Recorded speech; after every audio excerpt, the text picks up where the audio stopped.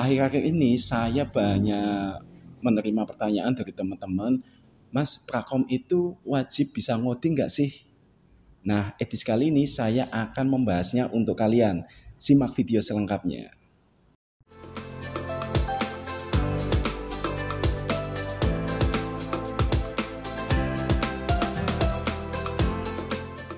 Jadi gini ya teman-teman, banyak pertanyaan tentang Prakom, apakah wajib harus bisa ngoding atau enggak? Saya jawab begini, jadi dunia IT itu luas, tidak hanya ngoding, tidak hanya membuat program, melainkan ada banyak sekali, ada multimedia, ada jaringan, ada database, ada GIS, dan lain sebagainya. Kebetulan di pemerintahan itu eranya agak terlambat ya teman-teman dibanding swasta. Jadi kalau ketertinggalannya itu sekitar 10 tahunan ke belakang. Jadi di instansi swasta itu sudah maju, di pemerintahan itu sudah masih terbelakang. Jadi di pemerintahan itu kebanyakan masih berorientasi pada pembuatan aplikasi sendiri. Jadi kalau Prakom itu disebut Prakom ya harus bisa ngoding, padahal nggak seperti itu. Jadi ketika teman-teman, kamu bisa ngoding nggak? Jawabannya ada dua. Kalau kamu nggak bisa, jawab aja nggak bisa. Karena apa? Kalau misalkan kamu jawab bisa, terus ternyata kamu dikasih tugas untuk menyelesaikan sebuah program, itu nanti kalian akan susah sendiri. Sebaiknya gini, kalau misalkan nggak bisa, maaf Pak, saya nggak bisa untuk membuat program karena konsentrasi saya di bidang IT bukan di program, melainkan di multimedia misalkan, atau konsentrasi saya di jaringan misalkan, atau konsentrasi saya di database, atau konsentrasi saya di internet marketing, atau konsentrasi saya di GIS dan lain sebagainya. Jadi teman-teman jawab apa adanya, tetapi kalian share juga pengalaman IT kalian yang bukan programming, seperti itu. Nanti kalau nggak dapat angka kredit gimana? Apakah kinerjanya jadi jelek atau gimana? Santai aja teman-teman. Jadi teman-teman kan sudah tahu untuk mendapatkan angka kredit itu tidak melulu dari programming. Jadi teman-teman bisa membuat buku petunjuknya, atau bisa juga membuat membuat animasinya, atau bisa juga membuat database-nya, atau bisa membuat jaringannya dan lain sebagainya.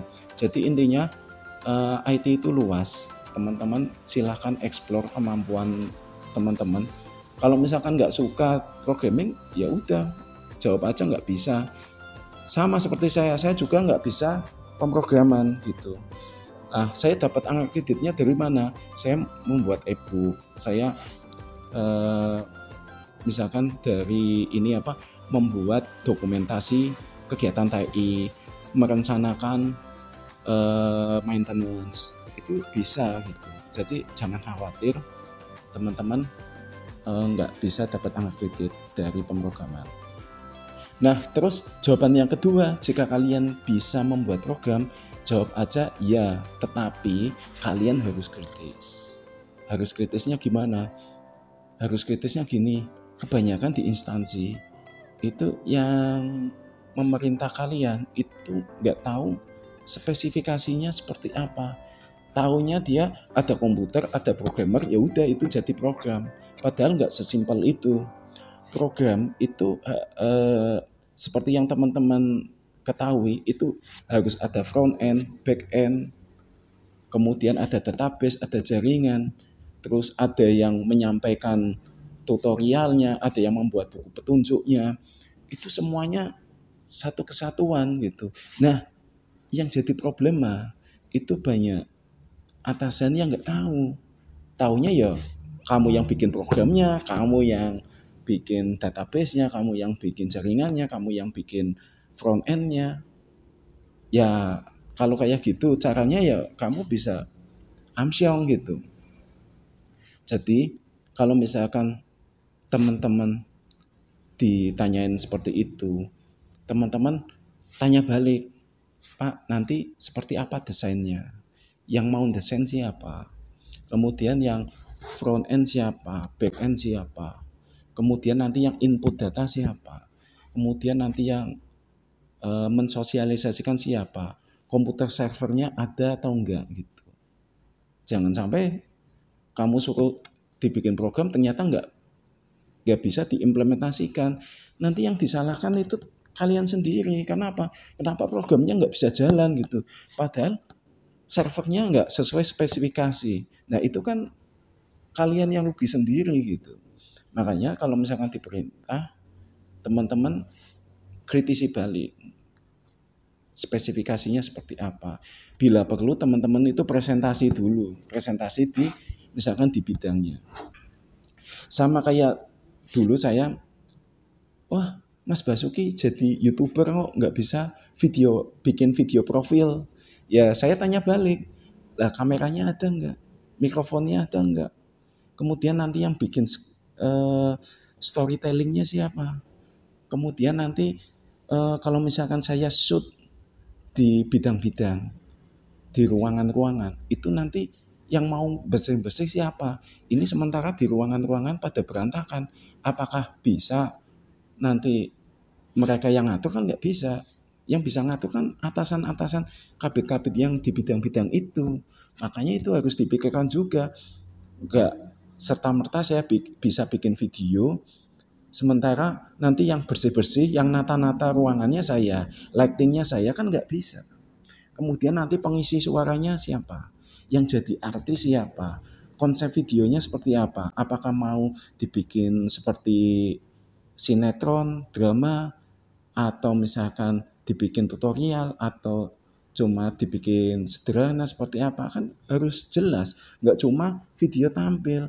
Percuma kalau video tampil sederhana gitu. Karena bagi saya yang namanya profil itu harus ada standarnya. Kalau misalkan profil kita jelek, ya udah selamanya instansi kita dicap jelek karena video itu.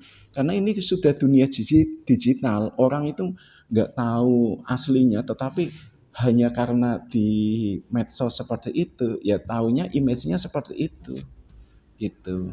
Jadi kalau misalkan video nih, oh mikrofonnya nggak ada, tripodnya nggak ada, ya udah repot. Karena video kalau mikrofonnya nggak ada aja, suaranya itu jelek, suaranya itu berisik, noise dari luar masuk.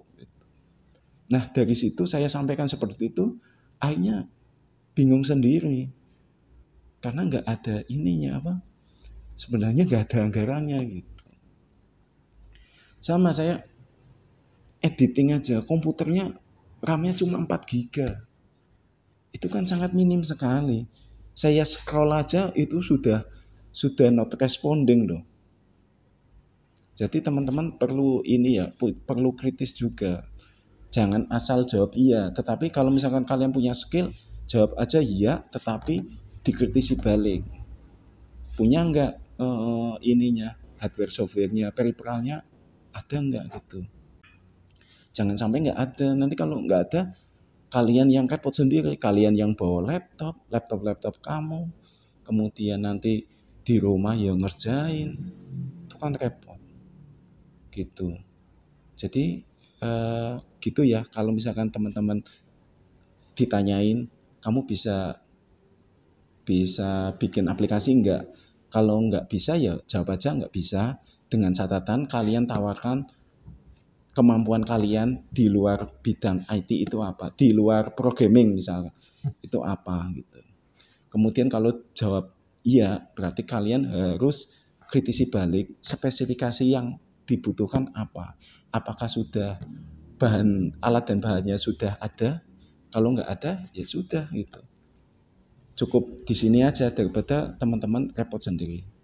Oke, sekian dulu. Semoga bermanfaat ya teman-teman. Jangan lupa klik like jika kalian suka dengan video ini dan share video ini ke sosial media kalian. Saya Bas Muhammad. Salam Reform Indonesia.